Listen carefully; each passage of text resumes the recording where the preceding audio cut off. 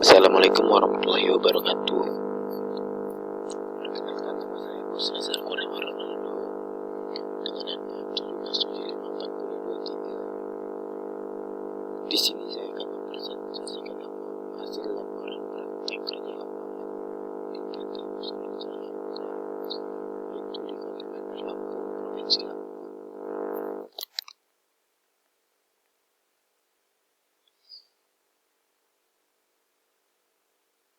Kita mulai pertama di sejarah singkat berdirinya Bubu Bakery. Jadi disebut dengan PT Roti Bubu, yaitu dimulai sejak tahun 1982 oleh pasangan Bapak Yohanes Fendi dan Sutanyonya.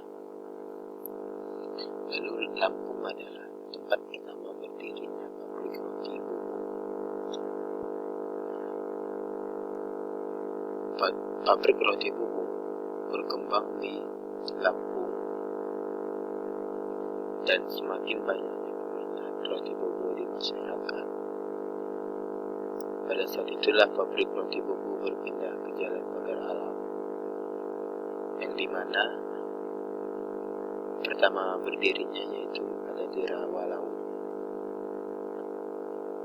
Nah, seiring dengan bertambahnya jumlah konsumen yang tinggi dan permintaan dari masyarakat atas roti Bubu, maka roti Bubu membuka pabrik cabang yang kedua untuk menambah pemasaran di wilayah Sumbangsel, yaitu tepatnya di Kota Palembang.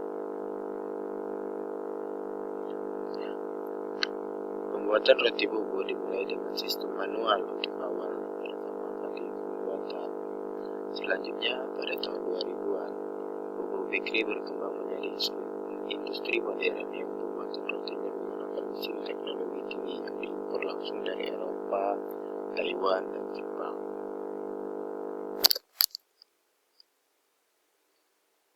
Roti Bubu juga memiliki visi dan misi, di mana visinya itu menjadi perusahaan roti dengan penjualan terbanyak dan super tim terbaik di dunia. 2. Memberikan 1000 beasiswa untuk karyawan. Selanjutnya ada memberikan 1 juta roti kepada orang yang membutuhkan. Untuk misinya, membuat konsumen happy, tim happy dengan melakukan lebih daripada yang baik.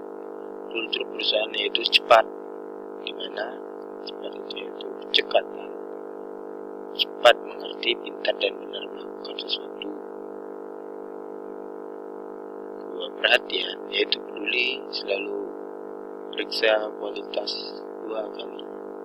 Yang ketiga yaitu attitude, di mana ada ego yaitu introspect, orientation, ownership.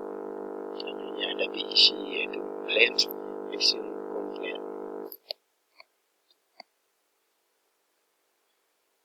Untuk bagian struktural yaitu direktur sendiri dipegang oleh Pak Yunus Ten. Serta kedua ada ARD-nya yaitu Mbak Yeyen. Lalu kepala gudangnya itu Mbak Lia. Untuk accounting yaitu ada Mbak Anggun. Untuk OPR-nya yaitu ada Mbak Dini. Marketingnya yaitu ada Mbak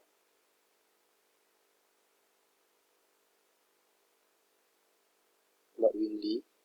Lalu untuk produksinya yaitu ada Bang Ricky.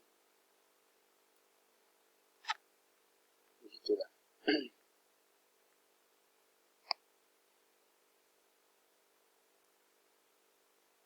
Selanjutnya untuk kegiatan pelaksanaan. Di sini saya akan melaporkan kegiatan pelaksanaan saya, di mana kegiatan PKL saya dimulai pada pukul 7 sampai dengan pukul 6 sore. Kegiatan dilaksanakan pada bagian pemasaran. Kegiatan yang sudah dilaksanakan dapat dilihat pada tabel berikut. dimana untuk organisasi awal PKL yaitu 11 jam. Kegiatan ini meliputi pengenalan mesin yang ada di gudang. Kegiatan ini bertujuan untuk mengetahui cara-cara pembuatan roti mulai dari bahan baku sampai ke panggangan. Kedua, mengemas roti. Produk roti di mana dengan jumlah jam 99. Nah, untuk mengemas roti itu bertujuan untuk menjaga ketahanan produk dan melindungi roti dari serangga-serangga kecil. Selanjutnya yaitu mengantar roti ke toko, di mana pendistribusian dilakukan pada setiap hari kerja ke toko-toko yang sudah ditentukan untuk rutenya masing-masing. Setiap rute berbeda-beda setiap harinya. Pendistribusian yaitu dilakukan oleh sales, mulai pengoperasian dari jam 8 sampai jam 6. Selanjutnya yaitu menagih penjual toko, dengan jumlah jam yaitu 142. Nah, untuk menagih yaitu dilakukan pada minggu berikutnya. Maksudnya untuk menagih penjual toko itu pada minggu pertama itu untuk roti-rotinya dititipkan terlebih dahulu, lalu untuk penagihan yaitu di minggu berikutnya. Selanjutnya yaitu membuka toko baru, di mana dengan jumlah jam 44 jam. Akumulasi. Untuk membuka toko baru bertujuan untuk memperluas pasar roti bobo mulai dari kota sampai ke daerah-daerah. Contohnya yaitu ada Kalianda, Gisting, Bandar Jaya, Pringsewu, dan Bandar Lampung. Lalu selanjutnya yaitu menutup toko lama, di mana dengan akumulasi jam 33 jam. Bertujuan untuk ini disebabkan hasil dari penjualan di toko tersebut tidak memenuhi ketentuan yang sudah ditetapkan oleh perusahaan. Nah, perhitungan dari hasil sebulan penjualan mengalami penurunan atau kerugian bagi perusahaan. Maka oleh sebab itu, toko-toko yang tidak layak atau tidak mencapai target dari pemasaran yang sudah ditentukan oleh perusahaan akan ditutup dan digantikan dengan toko yang baru. Selanjutnya yaitu hasil dan pembahasan, di mana pemasaran dan tagihan penjual PT Bobo melibatkan suatu tim dan sales untuk mengontrol penjualan jangka panjang tetap berjalan. Setiap hari sales dan supervisor menjual roti ke setiap daerah mengikuti roti yang sudah dibuka sebelumnya.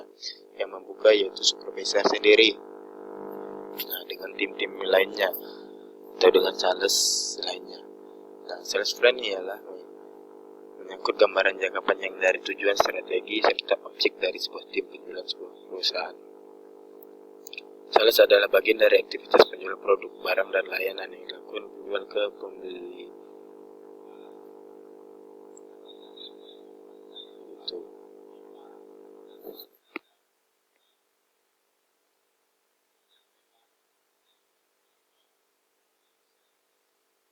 Nah, di sini tertera ada yaitu tabel dari harga dan label roti bobo, di mana untuk harga tawar spesial jumbo yaitu dari harga pabrik yaitu dengan 18.000, lalu harga label untuk dijual ke konsumen yaitu 20.000. Nah, di sini saya mengakumulasikan total seluruhan perusahaan hanya mengambil total keuntungannya yaitu dari 1.000 sampai 2.000 rupiah. Nah, di sini juga tabel ini menjelaskan dengan jenis-jenis barangnya yaitu ada 18, di mana itu ada tawar spesial jumbo, tawar setengah TRD, itu artinya tradisional, di mana tawar setengah TRD itu dijual di toko tradisional atau di pasar, contohnya toko sayur gitu. Lalu selanjutnya ada manis jumbo dan manis setengah. Selanjutnya itu manis setengah keju. Untuk manis jumbo dan manis setengah itu penjualannya untuk di minimarket atau Alfamart. Nah, untuk manis setengah keju yaitu di toko-toko. Selanjutnya yang keju yaitu ada manis kismis, manis mocha,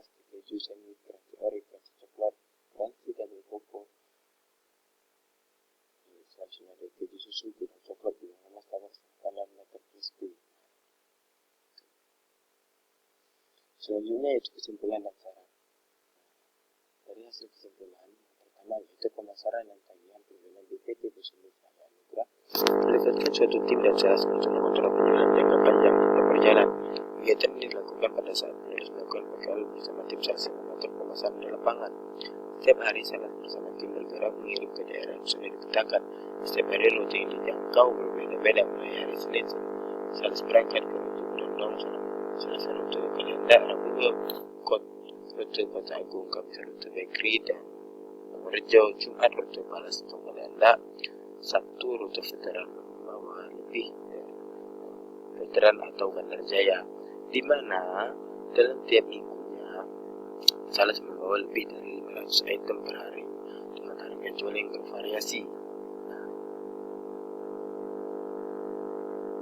Kedua, sales membuka toko baru daerah rute yang sudah ditentukan dengan beberapa hal yang harus ditetapkan, yaitu berbicara dengan sopan, menawarkan produk, berbicara tentang keuntungan dan manfaat.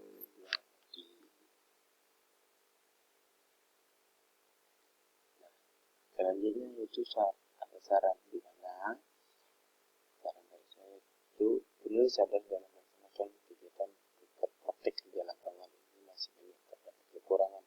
Namun penulis telah berusaha melaksanakan secara maksimal. Selama melakukan kegiatan PKL, penulis berharap agar PKL dapat melaksanakan pemasaran baik ke depannya serta pada peserta PKL pemasaran selanjutnya agar mempersiapkan diri dengan memasuki pelajaran yang akan diterapkan dalam industri atau instansi agar memudahkan dalam melakukan kerja lapangan di perusahaan. Baik, begitu saja presentasi dari saya. Bila ada kurang kata, saya mohon maaf. Penasaran itu dari saya dan juga itu ucap dari Allah. Saya tutup. Wabillahi taufiq wal hidayah. Wassalamualaikum.